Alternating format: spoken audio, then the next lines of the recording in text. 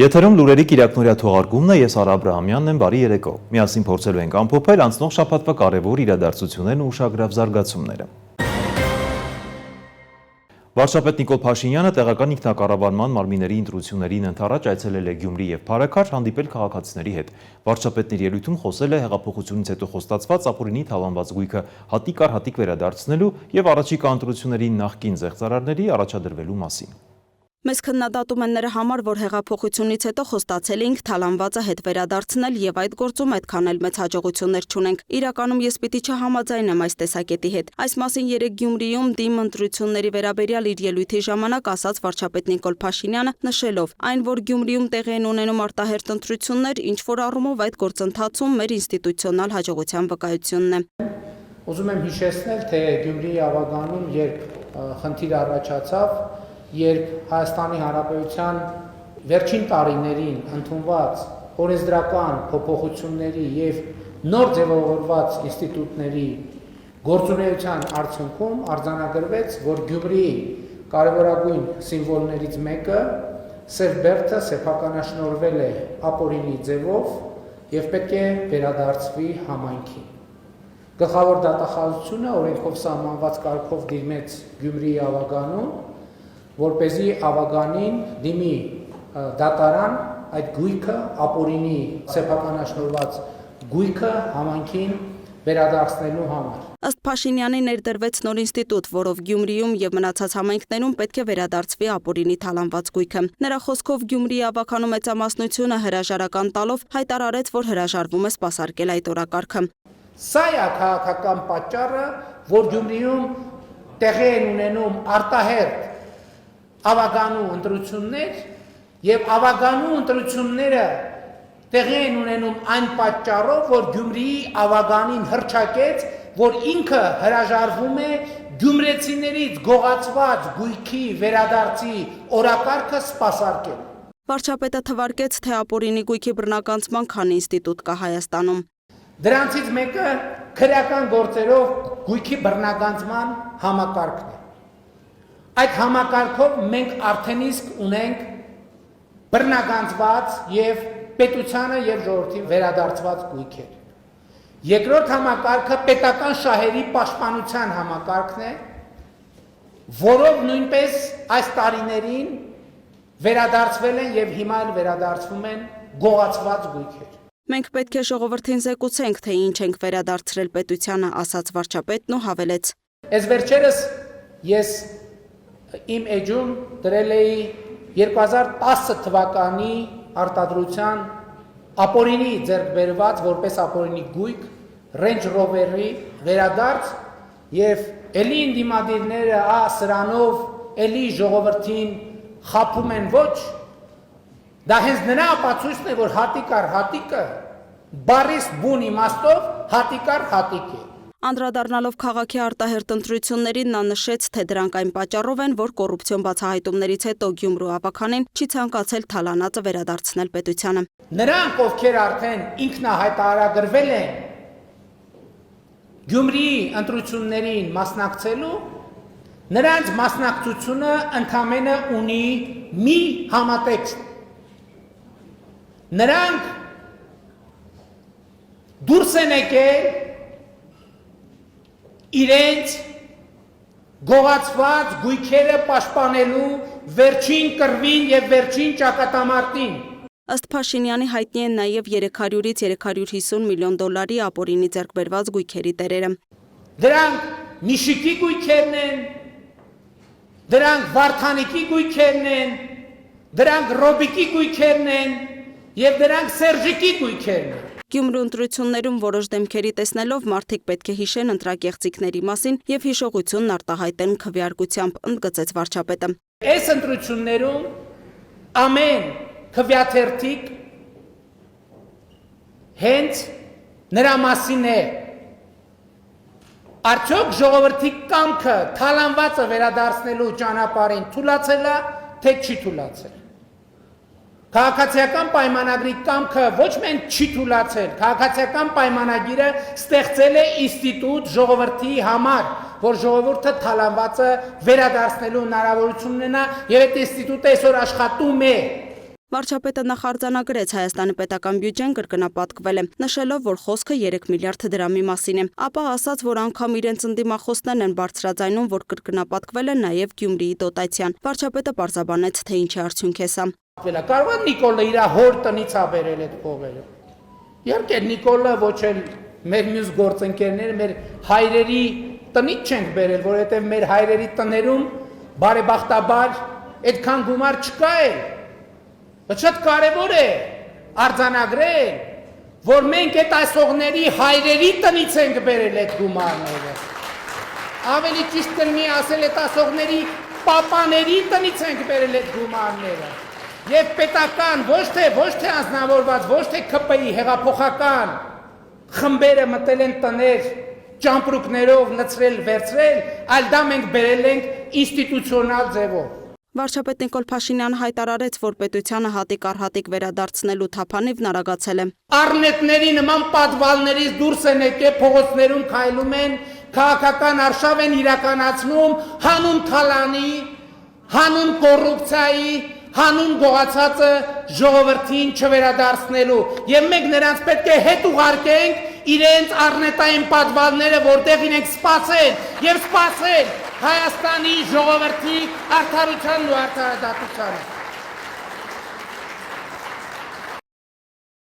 Նյու Դելիում կայացել է Հայաստանի և Հնդկաստանի արտաքին գործերի նախարարների առանձնազրույցը, որին հաջորդել է ընդլայնված կազմով հանդիպումը։ Հանդիպման արդյունքով ստորագրվել են փոխհմբռնման հուշագրեր։ Արարատ Միրզոյանը նաև հարցազրույց է տվել հնդկական Վիոն լրատվամիջոցին, որում անդրադարձել է հայ-հնդկական ռազմական գործակցությանը։ Հնդկական արտադրության պաշտպանական սարքավորումները հետաքրքրություն են ներկայացնում Երևանի համար, Հայաստանն առանցքային ուշադրություն է դարձնում իր պաշտպանական հատվածի բարեփոխմանը։ Այս մասին հնդկական ԲԱԵՆ-ի հետ հարցազրույցում հայտարարել է Հայաստանի արտգործնախարար Արարատ Միրզոյանը, շեշտելով Հայաստանի բանակի բարեփոխումները որևէ երրորդ երկրի դեմ չեն։ Միրզոյանն ասել է, որ Հայաստանն ու Հնդկաստանը վերջին տարիներին զգալիորեն խորացրել են պաշտպանական գործակցությունը։ Հնդկաստանը դարձել է Հայաստանին ռազմական տեխնիկայի հիմնական մատակարար։ Մենք գտնվում ենք մեր պաշտպանական հատվածի բարեփոխման, մեր բանակի արդիականացման փուլում, եւ այստեղ հնդկական փորձը որոշ կոնկրետ ոլորտներում, նաեւ Հնդկաստանում արտադրված սարքավորումները մեզ հետաքրքրում են։ Հնդկաստանից գնումներն ուղղված են միայն Հայաստանի պաշտպանական համակարգի բարեփոխմանը։ Պաշտպանությունը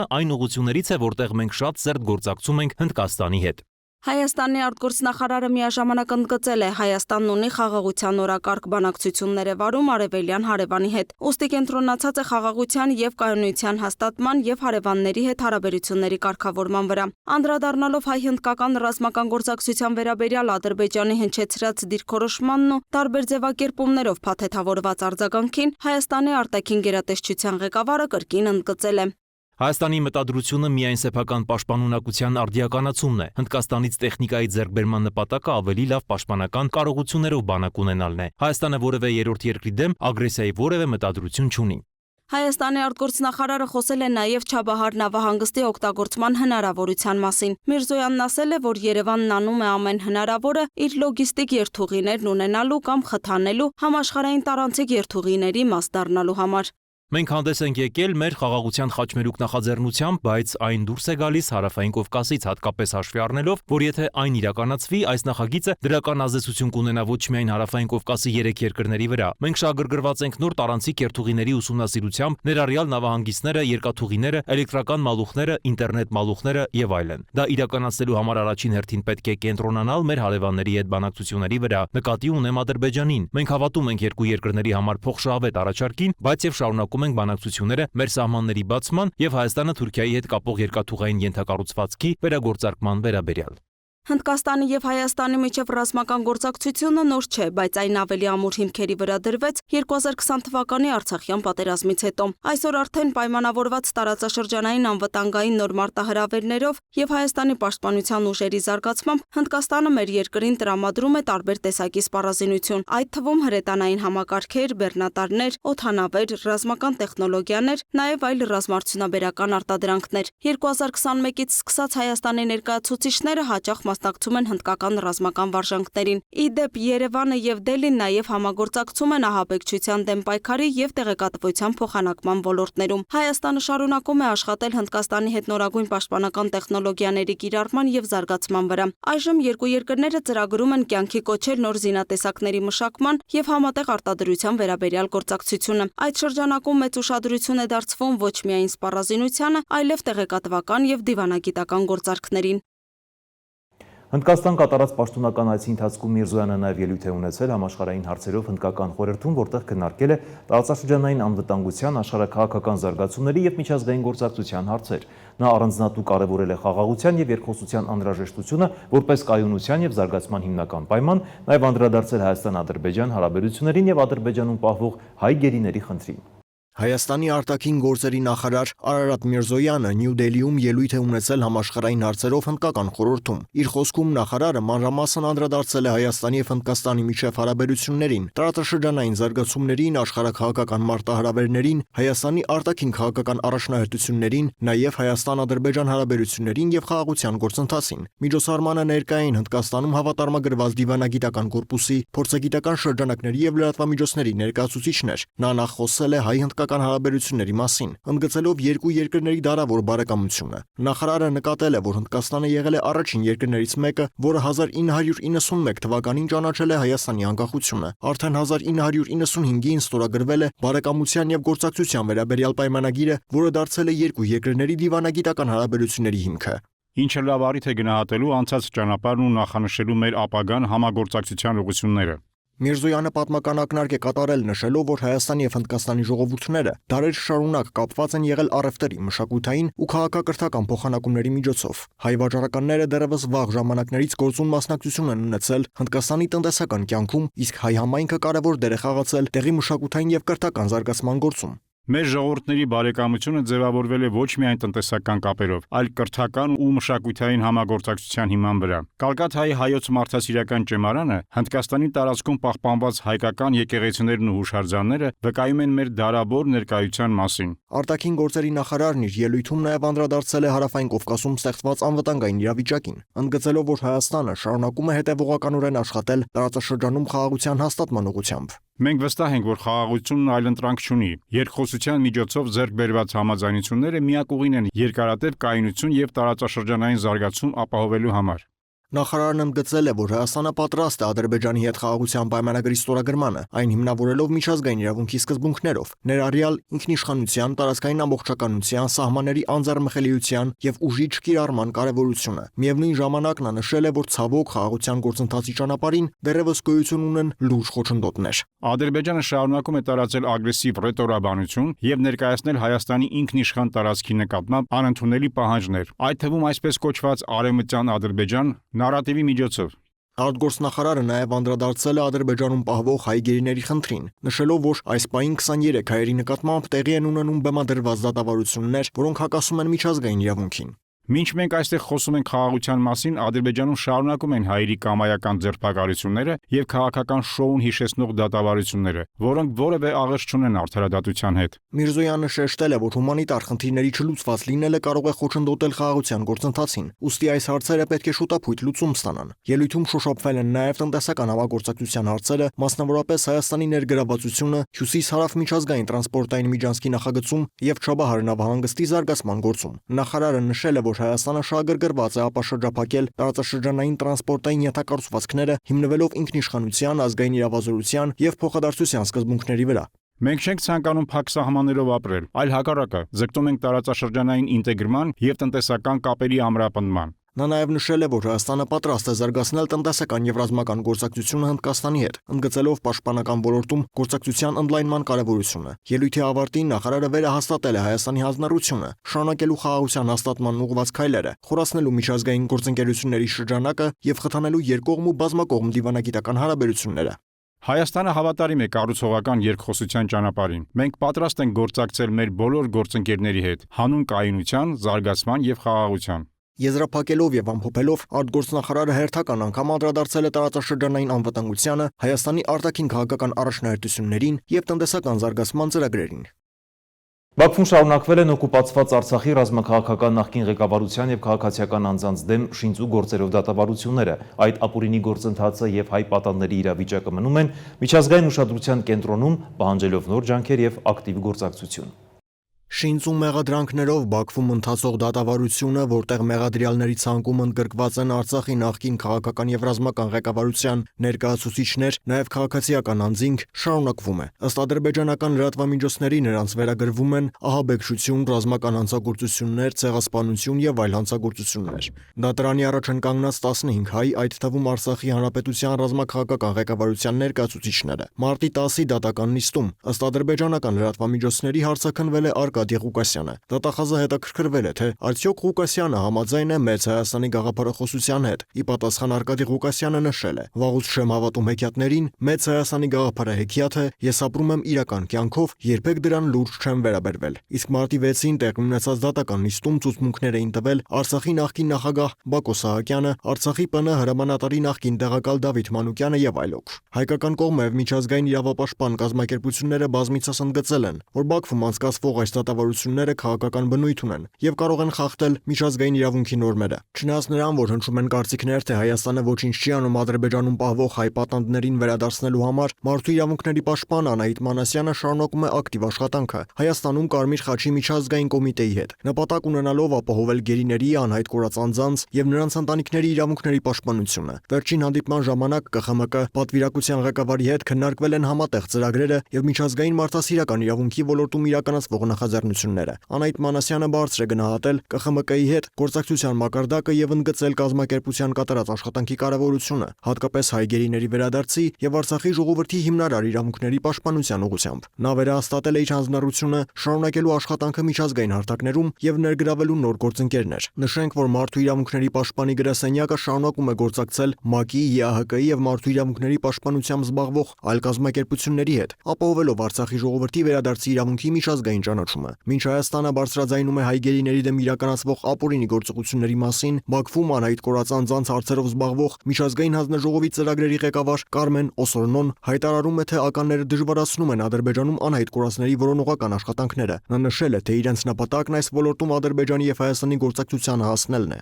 Նախ պետք է օգնություն ցուցաբերենք Ադրբեջանին, երկրորդը անհրաժեշտ է լուծել գործակցության հարցը։ Ասել է նա, նշելով, թե Ադրբեջանը Հայաստանին անհայտ կորածների հետ կապված ԴՆԹ համեմատության անկախ մեխանիզմ է առաջարկում։ Անհայտ կորածների հարցերով միջազգային հանձնաժողովի գնահատման զեկույցում նշվում է, որ ներկայումս եւ Հայաստանում եւ Ադրբեջանում կան Արցախյան առաջին եւ երկրորդ պատերազմների ժամանակ անհայտ կորածներ, իսկ այն տարածքներում, որտեղ ռազմական գործողություններ են տեղի ունեցել, հայտնաբերված մասունքները կարող են պատկանել երկու կողմերին։ Հետևաբար ԴՆԹ-ի համեմատական վերլուծության անկախ մեխանիզմի ստեղծումը կարող է լինել նույնականացումը հաստատելու եւ արդյունքներ ապահովելու մի քանի արդյունավետ միջոցներից մեկը։ Նշվում է, որ այս մեխանիզմը բացի երկու ազգերի ընտանիքների համար պատասխաններ գտնելու հնարավորություն ստեղծելուց կնպաստի նաև տարածաշրջանում գործակցությանն ու հաշտեցմանը։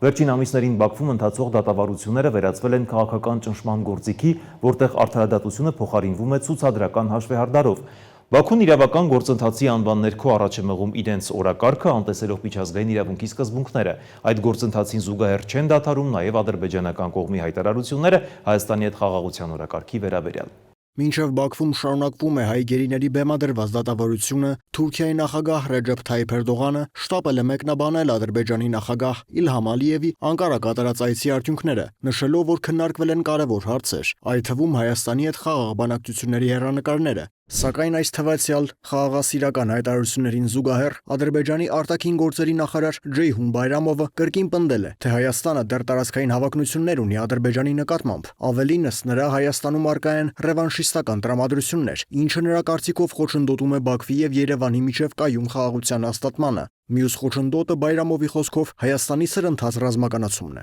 Իսկ Բաքվի ռազմական դատարանում 22 օր հացադուլի մեջ գտնվող Ռուբեն Վարդանյանի առանձնացված շինծու գործով հերթական լսումներն են։ Նրա առողջական վիճակի մասին հստակ տեղեկություններ չկան։ Ըստ քաղաքական վերլուծաբանների դա որևէ ազդեցություն չի ունենա ադրբեջանական դատարանի վրա, որովհետև անգամ նախորդ նիստերին Վարդանյանի վատ ինքնազգացողությունը հաշվի չեն առել, շարունակելով դատավարություն անվանվող ֆարսը։ Ինչպես հայտնում են ադրբեջանական լրատվամիջոցները, այսօրվա նիստում լսել են վկաներից մեկի ցուցմունքը, վկանի իբրև ազգությամբ հայ է, որն ապրել է Արցախում։ Նա հայտնել է, թե Ռուբեն Վարդանյանը Արցախ է տեղափոխվել 44-օրյա պատերազմից որոշ ժամանակ անց եւ սկսել է 15-ից 60 տարեկան տղամարդկանց հավաքագրումը։ Ըստ այդ վկայի, իբրև Վարդանյանը զինված ջոկատներում ներգրավելու համար այդ տղամարդկանց $700-ից $2000 է տվել։ Իդեպ Արցախի նախկին պետնախարարը կրկին հրաժարվել է պատասխանել դատարան կոչվածի հարցերին, տեղի ունեցողը համարելով շոու ու իմիտացիա։ Այդուհանդերձ փորձագետները կարծում են, որ իրավիճակը այդքան էլ անհույս չէ։ Մարտի 18-ին Շվեյցարիայի խորհրդարանի վերին պալատը նախատեսում է քննարկել Լեռնային Ղարաբաղի հակամարտության շուրջ միջազգային խաղաղության համաժողով կազմակերպելու մասին բանաձևը։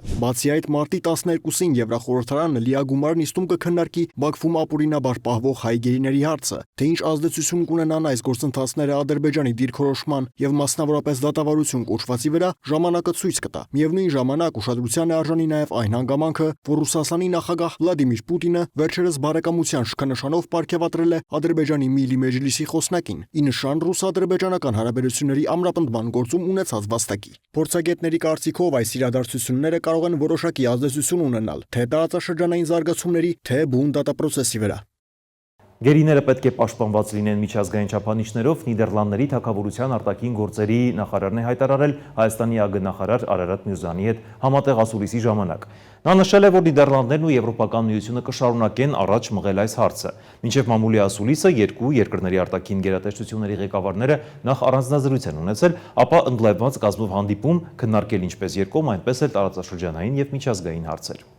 Պաշտոնական այցով Հայաստանում է Նիդերլանդների արտաքին գործերի նախարար Կասպար Վելտկամպը։ Հայաստանի արտգործնախարարությունում նախ տեղի ունեցել նրա հետ Արարատ Միրզոյանի առանձնազրույցը, այնուհետև ընդլայնված կազմով հանդիպումը։ Քննարկվել են ինչպես երկկողմ, այնպես էլ տարածաշրջանային ու միջազգային հարցեր։ Այնուհետև հրավիրված մամուլի ասուլիսի ժամանակ Հայաստանի արտգործնախարար Արարատ Միրզոյանը հայտարարել է, որ Հայաստանի եւ Նիդերլանդների միջև ռազմավարական գործընկերության վերաբերյալ հռչակագիր է ստորագրվել։ Սա մեր հարաբերությունների զարգացման ճանապարհին պարզապես հերթական այց չէ։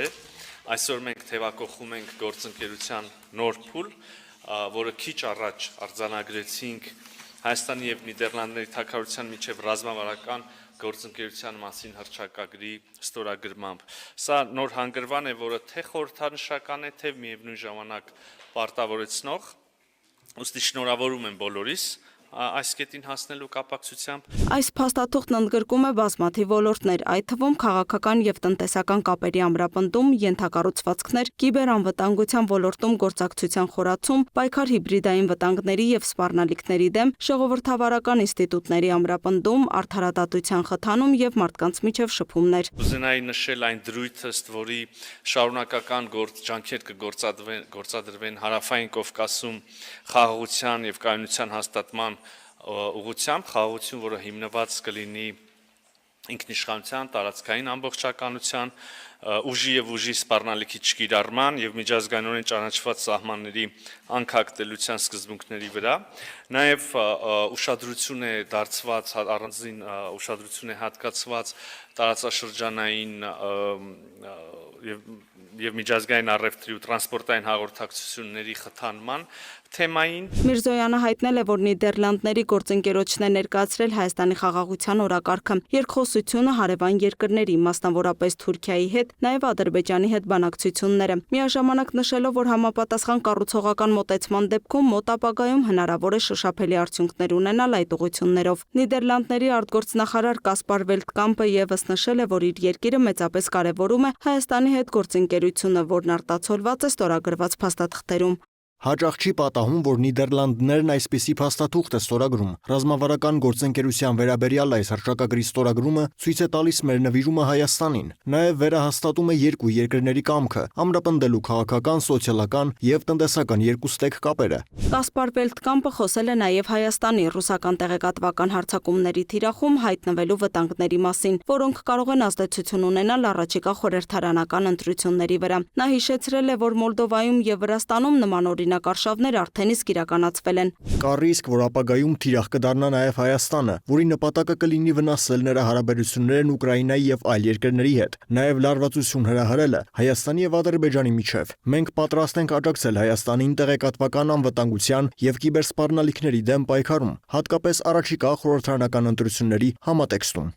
Հայաստանի եւ Նիդերլանդների արտգործնախարարները խոսել եւ վերահաստատել են Հարավային Կովկասում կայուն խաղաղության հաստատման կարեւորությունը։ Նիդերլանդները սատարում է Հայաստանի եւ Թուրքիայի միջև հարաբերությունների կարգավորման գործընթացին եւ կարեւորում դրա հաջող ընթացքը, ասել է Կասպար Վելտկամպը։ Երեք Անկարայում է եւ հանդիպումներ ունեցա Թուրքիայի պաշտոնատար անձանց, այդ թվում արտաքին գործերի նախարար Հաքան Ֆիդանի հետ։ Այսօր այստեղ Երևանում եմ, հանդիպեցի Հայաստանի պաշտոնատար անձանց հետ։ Վստահ եմ, որ երկու կողմերն էլ ցանկանում են կարգավորել հարաբերությունները։ Նիդերլանդների արտաքին գործերի նախարարը նշել է, որ Հայաստանի եւ Նիդերլանդների միջև ստորագրված ռազմավարական գործընկերությունը որևէ մեկի դեմ չէ, ոչ Ադրբեջանի, ոչ էլ Թուրքիայի։ Տեսնում եմ, որ Հայաստանը փորձում է բալանսավորել իր արտաքին քաղաքականությունը եւ այդ համատեքստում է, որ մենք խորացնում ենք գործակցությունը։ Շատ այլ կետեր կան, որոնցով կարող ենք ամրապնդել մեր հարաբերությունները, օրինակ տնտեսական, արտաքին քաղաքականությանը վերաբերող ոլորտներում։ Այս փաստաթուղթը ռազմական գործակցություն չի ենթադրում։ Լրագրողների խնդրանքով Վելտկամպը խոսել է նաև Բաքվում պահվող հայ գերիների, նրանց դեմ իրականացվող կեղծ դատական գործընթացների եւ խոշտանգումների մասին, վստահեցրել, կանեն հնարավոր է առաջ մղելու Բաքվում անազատության մեջ պահվող հայ գերիների ազատ արձակման հարցը։ Հայաստանի արտաքին քաղաքական գերատեսչության ղեկավարն էլ խոսելով հայ-ադրբեջանական հարաբերությունների կարգավորման գործընթացից տեղեկացրել է, որ Երևանն արդեն իսկ հայտնել է իր մոտեցումները Բաքվի հետ խաղաղության պայմանագրի նախագծի շուրջ Ադրբեջանից ստացված 12-րդ առաջարկի վերաբերյալ եւ առաջիկայում ադրբեջանական կողմի հետ հնարավորություն կունենան քննարկել դրա հետ կապված բոլոր հարցերը։ Արտգործնախարարների համատեղ մամուլի ասուլիսին հաջորդել է Հայաստանում Նիդերլանդների պրեզիդենտ դեսպանության բացման հանդիսավոր արարողությունը։ Եվրոպական կառույցները շարունակում են բարձրաձայնել Ադրբեջանի կողմից հայ ռազմագերիների խախտված իրավունքների հարցը, որը ոչ միայն հումանիտար, այլև քաղաքական նշանակություն ունի, անմիջականորեն կապված լինելով տարածաշրջանային կայունության հետ։ Հերթական քննարկումը նախաձեռնել էր Եվրախորհրդարանը։ Եվրապադգամավորները փորձում էին հասկանալ, թե ինչպես պետք է միջազգային հանրություն արձագանքի Ադրբեջանի գործողություններին։ Ամեն դեպքում բուռն քննարկումներն ավարտվեցին գրեթե միաձայն ընդունված դատապարտող բանաձևով, որում Եվրախորհրդարանը Բաքվից պահանջում է անհապաղ ազատ արձակել հայ գերիներին։ Եվրախորհրդարանում անցկացվել է քննարկում Ադրբեջանի կողմից հայ պատանդների, այդ թվում Լեռնային Ղարաբաղի բարձրագույն քաղաքական ներկայացուցիչների անօրինական ձերբակալություններն ու կեղծ դատավարությունները թեմայով։ Եվրախորհրդարանի падգամավորները կոչ են արել պատժամիջոցներ սահմանել ադրբեջանցի դատախազների եւ դատավորների նկատմամբ։ Ռումինիայի падգամավոր Վասիլե Դինչուն ընդգծել է, որ հայ գերիների հարցը լրջորեն սպառնում է Կովկասում արդարությանը եւ կայունությանը։ Եվրախորհրդարանը միշտ պաշտպանել է Հայաստանի ինքնիշխանությունն ու անկախությունը։ Մենք պարտավոր ենք հիմա գործել կանխելու ապագա ողբերգությունները։ Կարծիքները շատ էին, բայց համահունչ։ Կիպրոսի падգամավոր Գեադիս Գեադին հիշեցրել է, որ Լեռնային Ղարաբաղի գրավումից ավելի քան 1 տարի անց բռնաճնշումները շարունակվում են։ Ֆրանսիայի падգամավոր Նատալի Լուազոն Բաքվում հայերի դատավարությունները համեմատել է ստալինյան ռեպրեսիաների հետ, իսկ Մարինա Մեզուրն էլ ի հավելումը նշել է, որ Եվրոպան 2023-ին չկարողացավ կանգնեցնել Ադրբեջանին, իսկ այժմ պարտավոր է գործել։ Հայ գերիների միակ մեղքը իրենց ժողովրդին ու հողը պաշտպանելն է։ Եթե ոչինչ չանենք, Ալիևն անպատիժ կշարունակի իր գործողությունները։ Եվրոպական падգամավորները բոլոր հարցերում միակարծիք են։ Պորտուգալիայի падգամավոր Կատարինա Վիեյրան Ադրբեջանը բնութագրել է որպես մարդու իրավունքների ճգնաժամի մեջ գտնվող պետություն։ Գերմանիայի падգամավոր Ֆրոյլիխն էլ շեշտել է, որ Ադրբեջանը ոչնչացնում է հայկական մշակութային ժառանգությունը, իսկ Լեհաստանի падգամավոր Միխալ Շչերբան իր հերթին ընդգծել է Եվրամիության ներգրավվածության կարևորությունը Հայաստանի հետ հարաբերությունների խորացման հարցում։ Մենք պետք է երկարաձգենք քաղաքացիական առաքելությունը Հայաստանում եւ խորացնենք տնտեսական կապերը։ Նշենք, որ քննարկումը բուռն է անցել։ Լիտվայի падգամավոր Վիտյանիս Անդրյուկայտիսն Ադրբեջանին մեղադրել է էթնիկ զտումների եւ ռազմական հանցագործությունների համար։ Լեհաստանի падգամավոր Մալգոժատա Կոսիևսկան հավելել է, որ Լեռնային Ղարաբաղի գրավումը հանգեցրել է հումանիտար ճգնաժամի, իսկ Իռլանդիայի падգամավոր Մայքլ Մքնամարանն էլ դատապարտել է Ադրբեջանում մարդու իրավունքների խախտումները։ Լեռնային Ղարաբաղի հայերի դատավարությունները ստալինյան ցուցադրական գործընթացներ են։ Պետք է դատապարտել նաև լրատվամիջոցների եւ դիտորդների հասանելիության մերժումը։ Ստեղծված իրավիճակում եվրապադգամավորներ ունեն միևնույն դիրքորոշումը։ Իսպանիայի падգամավոր Ֆերնանդո Բարենան ընդգծել է, որ Ադրբեջանը ավտորիտար պետություն է, որտեղ այլախոհությունը ճնշվում է, իսկ Իտալիայի падգամավոր Մասիմիլիանո Սալինին հիշեցրել է, որ Ադրբեջանը բռնի ուժով տեղահանել է Լեռնային Ղարաբաղի հայերին։ Հիշեցնենք, որ եվրոպական երկրներից Իտալիայի հետ Ադրբեջանը բավականին ակտիվ տնտեսական գործակցություն ունի։ Ասել է, թե նույնիսկ տնտեսական շահը իտալացի падգամավորին չի խանգարում խոսել արդարությունից։ Նույնպիսի ակտիվ հարաբերություններ Ադրբեջանն ունի նաև Սլովակիայի հետ։ Սլովակիայի ներկայացուցիչ Միրիամ Լեքսմանը նշել է, որ Բաքվում պահվող հայ քաղաքական գերիները ենթարկվում են անմարդկային վերաբերմունքի, իսկ նրանց դատավարությունները խախտում են միջազգային իրավունքի սկզբունքները։ Ալիևի ռեժիմը ճնշում է ինչպես սեփական քաղաքացիներին, այնպես էլ արհամարում է միջազգային պարտավորությունները։ Ժամանակն է դադարել ռազմավարական գործընկերության մասին պատրանքներ ունենալ եւ գործել, պաշտպանելով մեր արժեքները։ Մենք պետք է անհապաղ քայլեր ձեռնարկենք ազատելու պատանդներին։ Նշենք, որ Եվրամիության անձնակատար Դան Յորգենսենը հայտարարել է, որ Եվրամիությունը հետևում է Բաքվում ընթացող դատավարություններին։ Մենք շատ լուրջ ենք վերաբերվում այս մտահոգություններին եւ ուշադիր հետևում զարգացումներին։ Արդար դատավարությունը պետք է ապահովի։ Նա շեշտել է, որ Եվրամիության հետ Ադրբեջանի գործակցությունը կախված է մարդու իրավունքների պահպանման հանձնառությունից եւ որ Եվրամիությունը կշարունակի կոչ անել Բաքվին կատարել իր միջազգային պարտավորությունները։ Իդեպ Եվրախորհրդարանն Ադրբեջանում պահվող հայերին համարեց ռազմագերի եւ պահանջեց նրանց անհապաղ ազատ արձակել։ Բուռն քննարկումներն ավարտվեցին 464 կողմ, 115 դեմ եւ 39 ձեռնպահ ձայներով ընդունված դատապարտող բանաձևով, որում ասվում է. Դատապարտում ենք Ադրբեջանի կողմից հայ պատանդների դեմ անմարդկային վերաբերմունքը, պահանջում անհապաղ եւ անվերապահ ազատ արձակում։ Մտահոգություն ենք հայտնում խոշտանգումների եւ դաժան վերաբերմունքի դեպքերի վերաբերյալ, կոչ ենք անում անկախ հետաքննություն, կոչ ենք անում Ադրբեջանին կատարել միջազգային պարտավորությունները, այդ թվում Ժնևի եւ ՄԻԵԿ կոնվենցիաները։ Պահանջում ենք ԵՄ-ից եւ միջազգային կազմակերպություններից նպաստել բժշկական ու մարդասիրական առաքելությունների տեղակայմանը։ Շեշտում ենք հայ քաղբանտարկյալների ազատ արձակման եւ նրանց նկատմամբ դաժան վերաբերմունքի համար պատասխանատուներին պատժելու կարեւորությունը։ Կոչ ենք անում ԵՄ խորհրդին պատժամիջոցներ կիրառել ադրբեջանցի պաշտոնյաների, այդ թվում դատավորների նկատմամբ։ Խստորեն դատապարտում ենք Ադրբեջանի կողմից ՄԱԿ-ի եւ Կարմիր խաչի գրասենյակների փակումը, ինչը խոչընդոտում է մարդասիրական ջանքերին։ Կոչ ենք անում միջազգային քրեական դատարանին հետաքննել էթնիկ զտումները եւ բռնի տեղահանությունները։ Ողջունում ենք ՄԱԿ-ի մարդու իրավունքների գերագույն հանձնակատարի բոլոր հայ պատանդների անվերապահ ազատ արձակման մասին կոչը։ Կարճատև դադարից հետո կշարունակենք թողարկումը։ Շարունակում ենք թողարկումը։ Կառավարությունը կշարունակի համակարգային լուծումների մշակումը, որոնք ոչ միայն կներառեն ապահովագրությունը, այլև համապատասխան ենթակառուցվածքների զարգացումը։ Էկոնոմիկայի նախարարի տեղեկացմամբ նախագծով մեծ աջակցություն է առաջարկվում ոչ միայն ապահովագրական ընկերություններին, այլև գյուղացիական տնտեսություններին։ Ի թիվս այլ հարցերի գործադիրը քննարկել է նաև անշարժ գույքի հարկի փոփոխությունների վերաբերյալ Հայաստան խմբակցության առաջարկը։ Ապահովագրական համակարգի ներդրման փորձնական ծրագրի շրջանակում կառավարությունը կավելացնի գյուղատնտեսության ոլորտին վերաբերող աջակցությունը։ Էկոնոմիկայի նախարար Գևորգ Պապոյանի խոսքով գյուղատնտեսության ապահովագրության ոլորտում խնդիրներ են առաջացել կապված վնասաբերության բարձր մակարդակի, վերաապահովագրական կազմակերպությունների հայկական շուկայից դուրս գալու եւ համաֆինանսավորման հետ։ Եթե մինչև 200% եղավ, դա ապահովագրական ընկերությունները իրենց միջոցներով դա կանեն, դրանից ավել կառավարությունը կաջակցի արդեն ապահովագրական ընկերությունների։ Նախագծով նաև առաջարկում ենք շատ մեծ աջակցություն նաև գյուղացիական տնտեսությունների, ոչ միայն ապահովագրական ընկերությունների, մասնավորապես նախկինում ապահովագրավճարի 50-ից 60% փոխհատուցվում, հիմա առաջարկում ենք 70-ից 80% սուբսիդավորում։ 2025 թվականին կփոխվի նաև ապահովագրական մշակաբույսերի ցանկը։ Էկոնոմիկայի նախարարը հայտնեց, որ կապահովագրվի 13 մշակաբույս։ Խաղող, ծիրան, դեղց, կարտոֆիլ, սալոր, խնձոր, բալ, կերաս, ձմերուկ, սեղ, ցորեն, գարի, վարսակ, 4 ռիսկերից՝ կանոնային սրտահարություն, երաշտ, կարակտահարություն եւ հրդեհ։ Վարչապետ Նիկոլ Փաշինյանը նշեց, որ սրանով փորձում են փրկել գյուղապահովագրության համակարգը, որը որոշ տեղերում հանգեցրել է անառողջ գործընթացների։ Տեղեր կա մարդիկ գինեն, որ ամեն տարի այնտեղ կարկուտ է գալիս, ապահովագրում են գնում ենք այդտեղ հատուկ այդտեղ, որ երբեք նախկինում վերջին 20 տարում այդտեղ ոչ մի բան չէին կարել, տանում ենք այդտեղ ինչ որ բան ենք ցարնում, ուսում նստած սպասում ենք, որ կարկուտը գա, որ գնանք ապահովագրությունը ստանանք, ու տենց ամեն տարի։ Գործադիրի մյուս որոշմամբ 2025 թվականի բյուջեից Հայաստանի մարզերի աշխատակազմերին կհատկացվի 916 միլիոն 781 հազար դրամ շինարարական կազմակերպությունների նկատմամբ ֆինանսական պարտավորությունները կատարելու համար։ Հաջորդիվ գործադիրը քննարկեց նաև անշարժ գույքի հարկի փոփոխությունների վերաբերյալ Հայաստան խմբակցության առաջարկը։ Նախագծով առաջարկվում է 2025 թվականից հետո անշարժ գույքի հաշվարկման նոր սկզբունքը կիրառել միայն 200 միլիոն դրամից բարձր արժեք ունեցող գույքերի նկատմամբ, իսկ մինչև 200 միլիոն դրամ արժեք ունեցող գույքերի համար հարկային բեռը սահմանել ավելի ցածր։ Մեր կողմից կատարված վերլուծությունները ցույց են տալիս, որ մինչև 25 միլիոն դրամ արժեք ունեցող բնակարաններն ու անհատական բնակելի տները կազմում են բոլոր բնակարանների եւ բնակելի տների ավելի քան 85%-ը։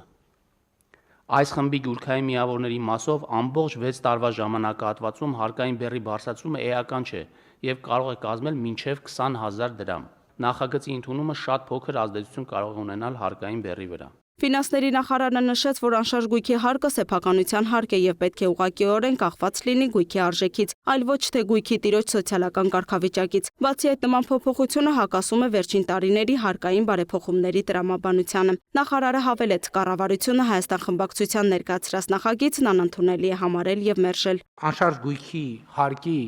հարկերի հավաքման արդյունքում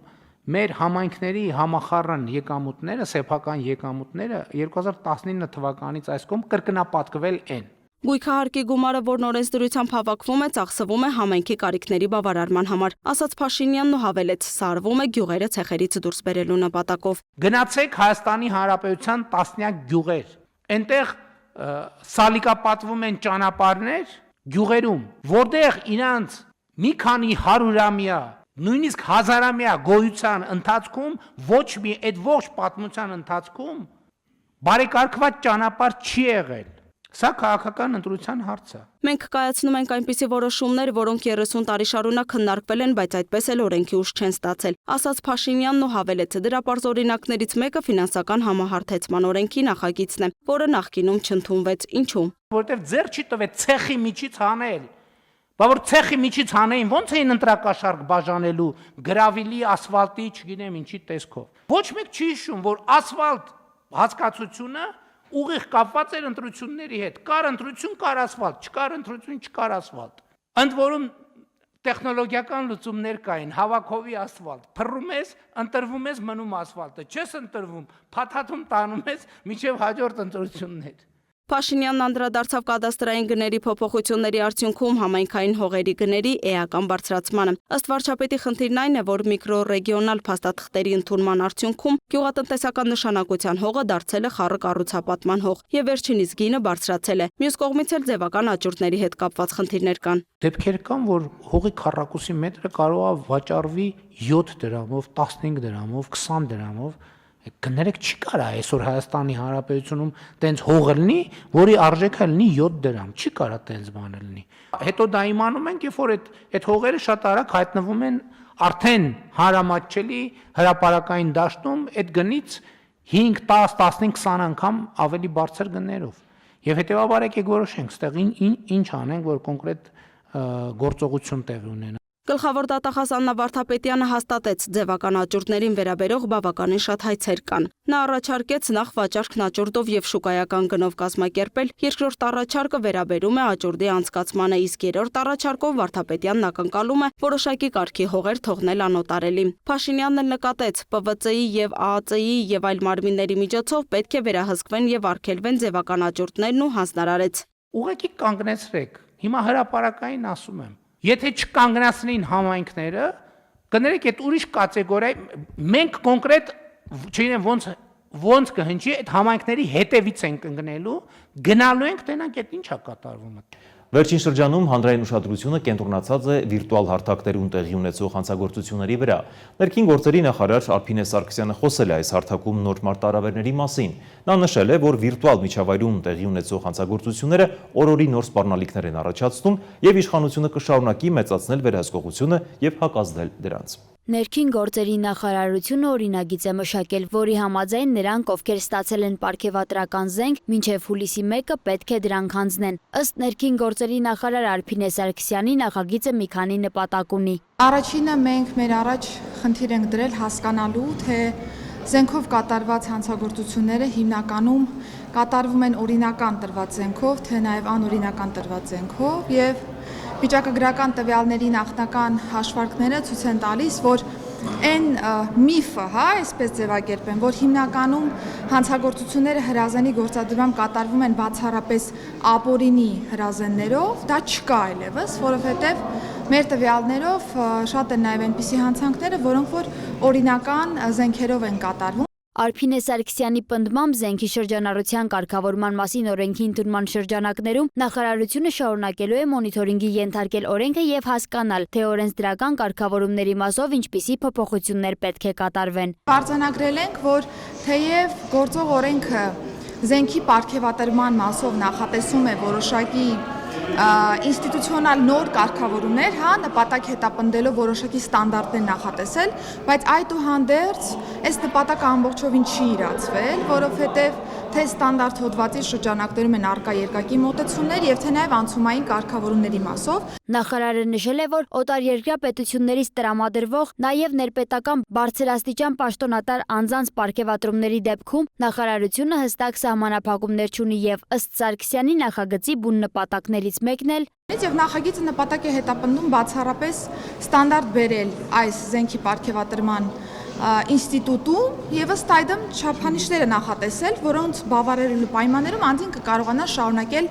ունենալ այդ զենքերից։ Եթե չեն կարողանա բավարարել այդ չափանիշներին, ապա բնականաբար ենթակա կլինի կամավոր հանձնման Հայաստանի Հանրապետության ոստիկանության։ Ներքին գործերի նախարարն անդրադառնալով Չարենցավանում տեղի ունեցած վերջին դեպքերին, երբ ոստիկանության պետի տեղակալն այլ ծառայողների հետ ծեծի էր ենթարկել Արցախից բռնի տեղահանված քաղաքացուն, նշել է, որ այս պահին հարցը գտնվում է դատախազության եւ քննչական մարմինների տիրույթում։ Դեպքի մասով ահազանգը կար, ահազանգի հետ կապված մենք ունեցել ենք հարուցված ծառայողական քննություն, հաշվի առնելով հատկանիշների, առերևույթ հատկանիշների առկայությունը, դրանք փոխանցվել են գլխավոր դատախազության, այս պայմանությամբ արդեն դատախազության եւ քննչական մարմինների տիրույթում է հարցը, երբ որ հանգուցալուծումը լինի, կվերադառնանք ծառայողական քննության։ Արփինե Սարգսյանն անդրադարձել է նաև վիրտուալ հարթակներում տեղի ունեցող հանցագործություններին։ Դիտարկմանը թե տելեգրամյան ալիքներում կանանց կեղծ մերկ լուսանկարներ են տարածվում, որով էլ նրանք շանտաժի են ենթարկվում, սակայն մինչև օրս հանցագործները բացահայտված չեն, նախարարը հորդորել է լինել զգոն եւ հնարավորինս անվտանգ գործել վիրտուալ միջավայրում։ Ըստ Սարգսյանի թե շանտաժի եւ թե թմրամիջոցների ապօրինի շրջանառության մասով օր-օրի նոր խնդիրներ են ի հայտ գալիս։ Իրականում թե շանտաժի առումով, թե թմրամիջոցների ապօրինի շրջանառության առումով ես պիտի նշեմ, որ գնալով որոշակի նուրբ շերտեր են բացում նաև տարբեր առումներով, հանցանք կատարած անձանց դեպքում վարքագիծը եւս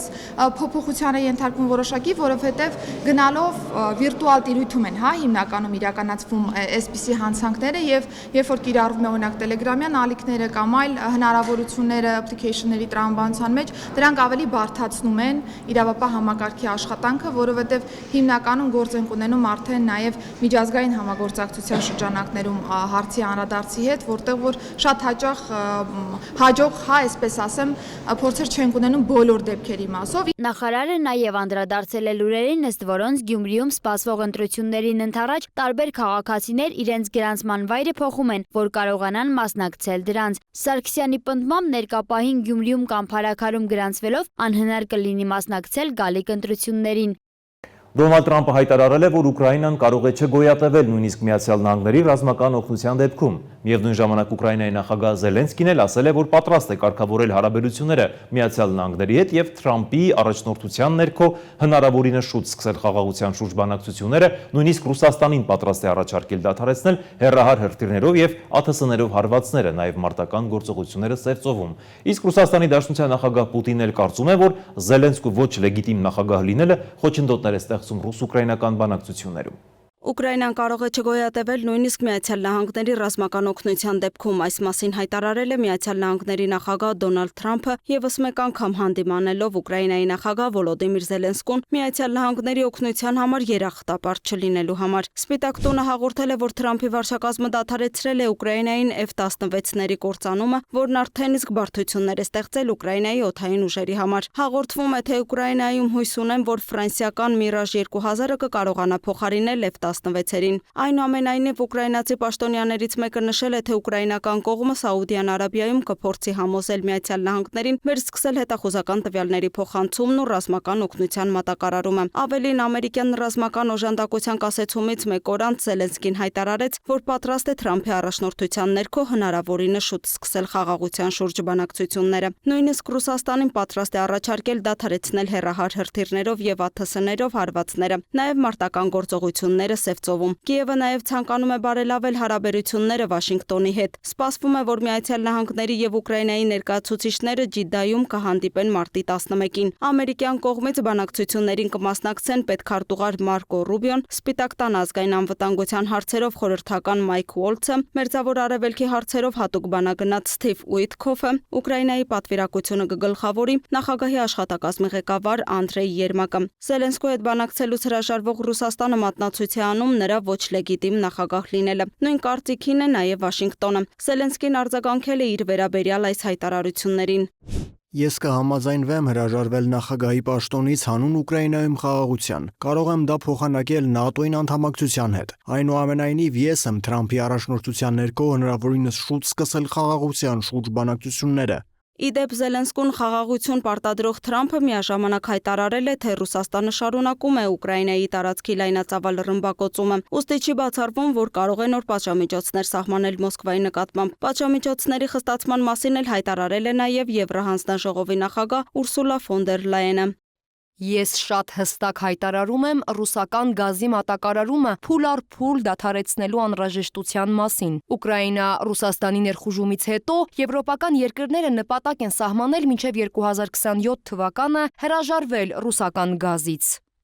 Ֆրանսիան էլ իր հերթին կօգտագործի ռուսական ակտիվների տոկոսները Ուկրաինային եւս 195 միլիոն եվրոյի ռազմական մատակարարումը ֆինանսավորելու համար։ Այս մասին հայտարարել է Ֆրանսիայի պաշտպանության նախարարը։ Նախագահ Մակրոնն էլ ավելի վաղ ժողովրդին հղած ուղերձում ընդգծել էր. Եվրոպան պետք է պատրաստ լինի նույնիսկ առանց Միացյալ Նահանգների մասնակցության կանգնել Ուկրաինայի կողքին։ Այս օրերին Փարիզը սկսել է նաև հետախուզական տվյալներ տրամադրել Կիևին։ Ավելի վաղ Եվրամիության արտաքին հարաբերությունների եւ անվտանգության հարցերով բարձր ներկայացուցիչ Կայա Կալասն առաջարկել է հավաքագրել Ուկրաինային անհրաժեշտ 30 միլիարդ եվրոն։ Միջոցներ հավաքագրելով ինչպես Եվրամիության կողմից պահվող ռուսական սառեցված ակտիվներից, այնպես էլ ԵՄ անդամ պետությունների կամավոր հատկացումներից։ Իդեպ Ռուսաստանի Դաշնության նախագահի մամուլի քարտուղար Դմիտրի Պեսկովը հայտարարել է, թե Պուտինը միայն մեկ հեռախոսազրույց է ունեցել Դոնալդ Թրամփի հետ 2025 թվականի հունվարին Միացյալ Նահանգների նախագահի պաշտոնը ստանձնելուց հետո։ Նրանք քննարկել են Ուկրաինայում ռազմական գործողությունների դադարեցման հարցը, երկկողմ հարաբերությունները եւ այլ թեմաներ։ Նաեւ պայմանավորվել են շարունակել շփումներն ու կազմակերպել անձնական հանդիպում։ Ռուսաստանի Դաշնության արտգործնախարար Սերգեյ Լավրովն էլ տեղեկացրել է, որ Մոսկվայի եւ Վաշինգտոնի հարաբերություններում առկա հակասությունների եւ խնդիրների հաղթահարման աշխատանքները մեծ հաշվով չեն էլ սկսվել։ Ամերիկյան նոր վարչակազմը ճիշտ ուղղությամբ է քայլեր անում։ Մենք գնահատում ենք դրանք, բայց կրկնում եմ, վաղաժամ է դրա հիման վրա որևէ եզրակացություն անելը։ Մենք նույնիսկ իրականում չենք սկսել ամերիկացիների հետ մեր հարաբերություններում կուտակված խնդիրներն ու հակասությունները հաղթահարելու աշխատանքը։ Մինչև քննարկվում են Ուկրաինային աջակցության տրամադրման եւ Ռուսաստանի նկատմամբ նոր պատժամիջոցների սահմանման գործընթացները, ռուսական բանակը Զապորոժիեում հարվածել է գազի օբյեկտի, որի հետևանքով գազի եւ ջրամատակարարման սահմանափակումներ կարող են լինել։ Մոսկվան հաղորդել է, որ ուկրաինական անօդաչու թռչող սարքը գիշերը հարվածել է Չուվաշիայի արդյունաբերական կենտրոնին։ Ավելի վաղ Ռուսաստանի իշխանությունները հայտարարել էին, որ հակաօդային պաշտպանության ստորաբաժանումները մեկ գիշերվա ընթացքում ոչնչացրել են 88 ուկրաինական անօդաչու սարք։ Չնայած ուկրաինական պատերազմը կանգնեցնելու Վաշինգտոնի ջանքերը վերջերս խոչընդոտների էին բախվել, սակայն ԱՄՆ-ն քայլերը այդ ուղղությամբ շարունակում է եւ ամերիկյան ու ուկրաինական պատվիրակությունները սկսել են բանակցել։ Սաուդյան Արաբիայում կայացել է բանակցության առաջին փուլը։ ԱՄՆ պետքարտուղար Մարկո Ռուբիոն կիրակի մեկնել է Սաուդյան Արաբիա, Ջիդա, ուր բանակցությունները նախատեսված ուկրաինական պատվիրակության հետ։ Հայտարարված նպատակն է նախագահ Դոնալդ Թրամփի օրակարգի առաջ մղումը փոխհամաձայնություն ձեռք բերել Ռուսաստան-Ուկրաինա պատերազմին վերջ տալու գործում։ Հիշեցնենք, Ջիդայում նախատեսված բանակցություններին նախորդել էին բավականին բուռն զարգացումներ։ Սպիտակ տանը նախագահներ Թրամփի եւ Զելենսկու թեժ հանդիպումը, որին հաջորդել էր Ուկրաինայի նախագահի հրապարակային պատրաստակամությունը ձեռնամուխ լինել Մոսկվայի հետ խաղաղ բանակցություններին։ Նախագահ Թրամփը անցած ուրբաթ անդրադարձել էր գործերի ընթացքին։ Կարծում եմ շատ լավ ենք առաջ գնում Ռուսաստանի հետ, բայց հենց հիմա նրանք դաժանաբար ռմբակոծում են Ուկրաինան։ Բայց անկեղծ ասած, ինձ ավելի դժվար է գործ ունենալ Ուկրաինայի հետ։ Նրանք զուրկ են խաղաղ քարտերից։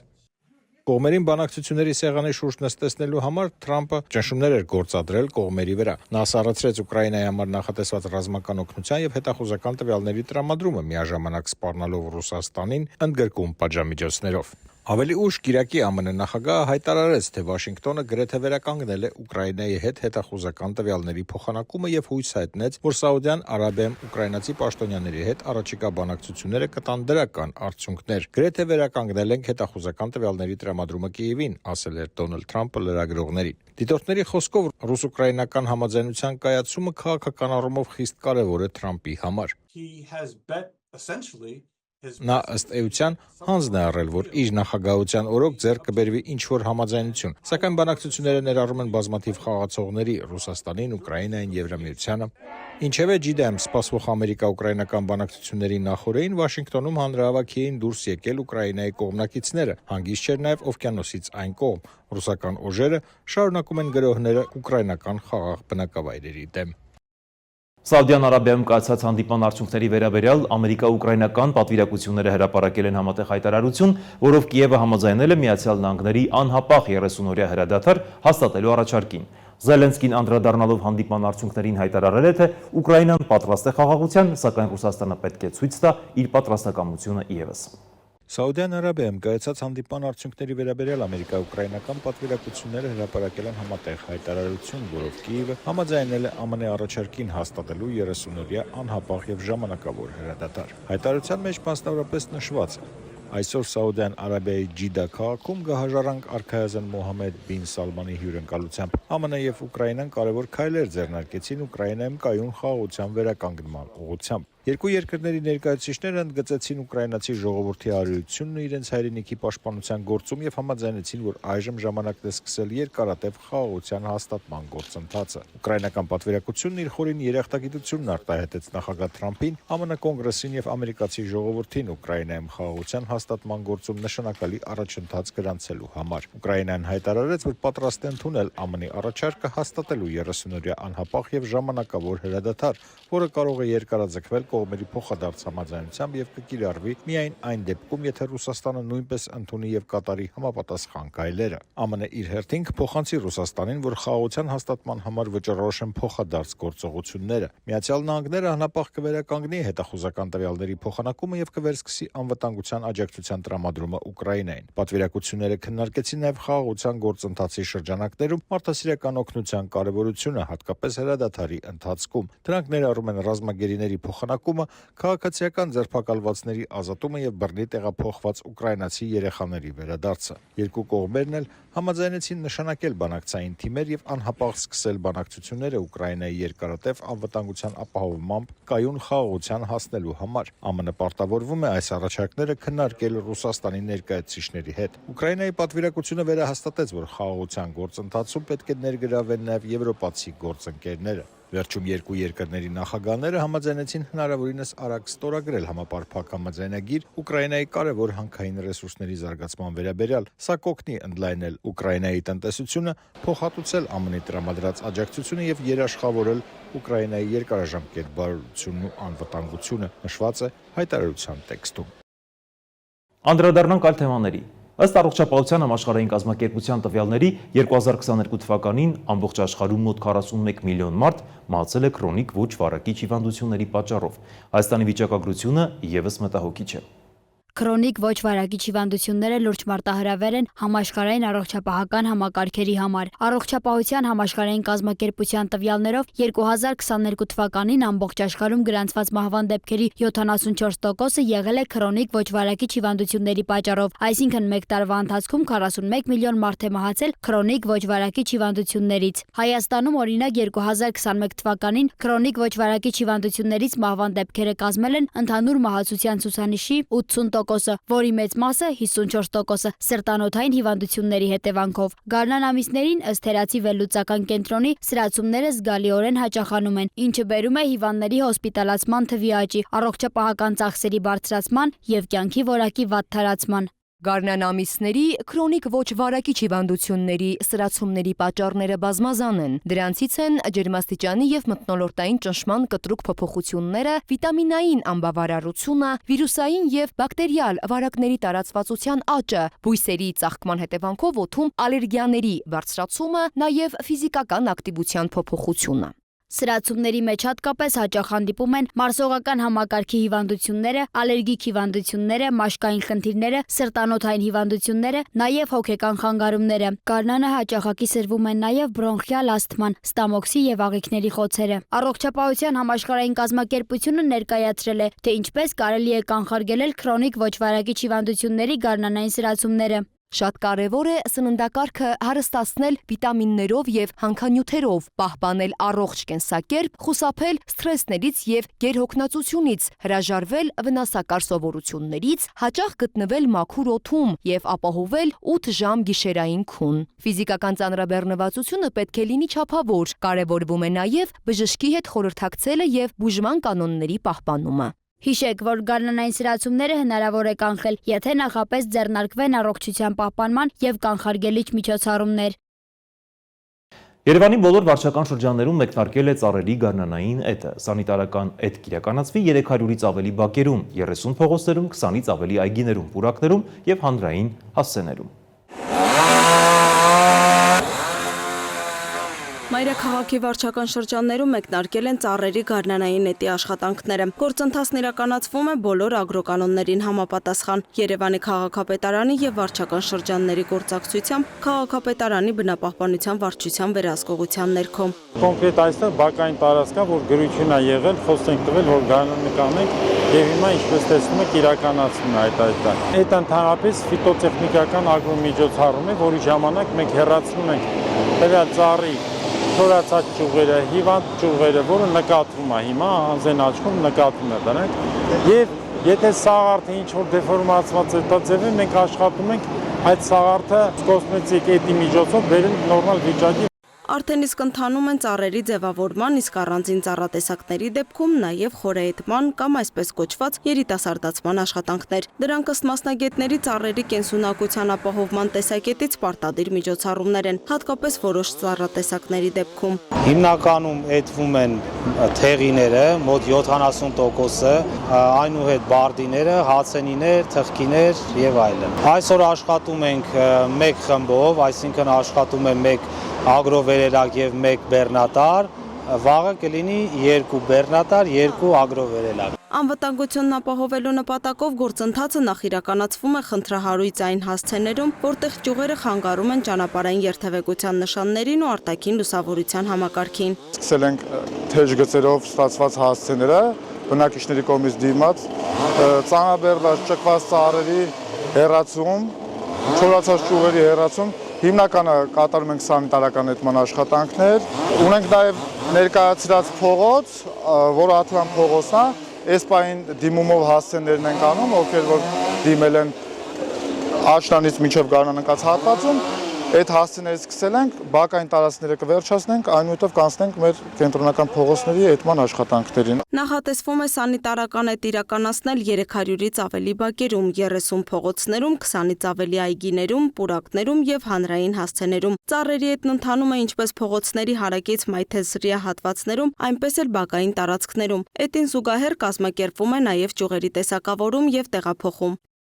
Հայաստանում կրթության ոլորտում իրականացվող գործողությունների եւ բարեփոխումների հանրային վերահսկողության, նաեւ փորձագիտական հանրույթի կողմից ներկայացված գաղափարների ու առաջարկների քննարկման արկա մեխանիզմներն այնքան էլ արդյունավետ չեն։ Դրանք կատարելագործելու համար ստեղծվել է 405 կրթական դաշինք զարգացման հիմնադրամը, որն իր գործունեությամբ կնպաստի Հայաստանում եւ Սփյուռքում մատուցվող կրթության որակի բարելավմանը եւ կրթական արդյունքի դրական փոխակերպմանը։ 405 կրթական դաշինք զարգացման հիմնադրամի գործունեության մեկնարկը տրված է։ Հիմնադրամը նպատակ ունի տեղական եւ միջազգային կրթական կառույցների եւ պետությունների միջև բովանդակ գործակցության զարգացման միջոցով նպաստել Հայաստանում եւ Սփյուռքում մատուցվող կրթության որակի բարելավմանն ու կրթական արդյունքի դրական փոխակերպմանը։ Դաշինքի հիմնադիրներն են ԱԻԲ Դասավանդիր Հայաստան, Սիմոնյան կրթական հիմնադրամները, Ամերիկայի հայ ավետարանչական ընկերակցությունը, Հայաստանի գիտության եւ տեխնոլոգիաների հիմնադրամը, հիմնադրամը, հայ կրթական հիմնարկությունը եւ հայկական բարեգործական ընդհանուր միության հիմնադրամի հայաստանյան գրասենյակը։ Մենք անպայման անելու ենք վերլուծական աշխատանք, այսինքն հասկանալու իսկապես կրթության հիմնախնդիրները որտեղ են, իսկապես ամենամեծ ուժեղ կողմերը որտեղ են եւ թույլ կողմերը որտեղ են, տվյալահենա լինելու այս գործընթացը, որպեսզի մաքսիմալ հետազոտահեն լինի։ Այդ վերլուծական նաեւ նյութերի հիման վրա անելու ենք երկու բան։ Մեկը հանրային իրազեկումն է եւ հանրային քաղաքականության ձևավորման վրա ներազդումը։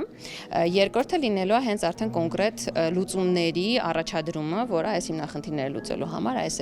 ծրագրերն է պետք անել։ Համահիմնադիրները նշում են, որ հանրային տիրույթում փորձագիտական, առողջ եւ փաստահեն քննադատական խոսքի բաց կա։ Նրանք հույս ունեն, որ դաշինքի գործունեությունն օգտակար կլինի մասնագիտական դաշտում հանրային եւ հրապարակային խոսույթի որակի բարելավման հարցում։ Քանզի այն միտում ունի յուրաքանչյուր բարեփոխման մասին ունենալու բովանդակային, փաստարկված եւ հիմնավորված մասնագիտական կարծիք, դիտարկումներ, որոնք անհրաժեշտ են բարեփոխումների արդյունավետության բարձրացման համար։ Շատ լուրջ եւ ծանր կրթական խնդիրներ կան նաեւ Սփյուռքում։ Մենք ամեն տեղ ունենք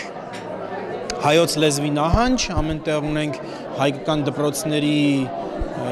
այսպես սահմանափակում, նվազեցում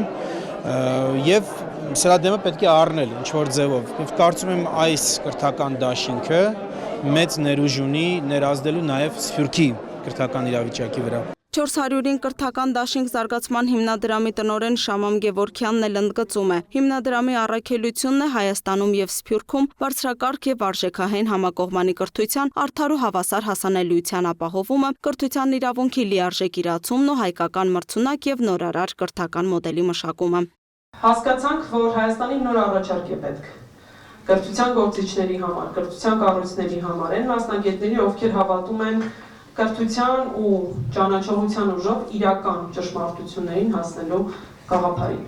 Սա հավատի ու վստահության նախաձեռնություն է։ Կրթության, գիտության, մշակույթի եւ սպորտի փոխնախարար Արաքսիա Սվաջյանն ընդգծում է հիմնադիր կառույցների հետ արդեն իսկ ձևավորված արդյունավետ գործակցությունը եւ նշում, որ նախաձեռնված բարեփոխումները նպատակ ունեն կուտակված խնդիրներին արդյունավետ լուծումներ գտնել, ապահովելով կրթության որակի բարձրացում։ Շատ մտահոգում է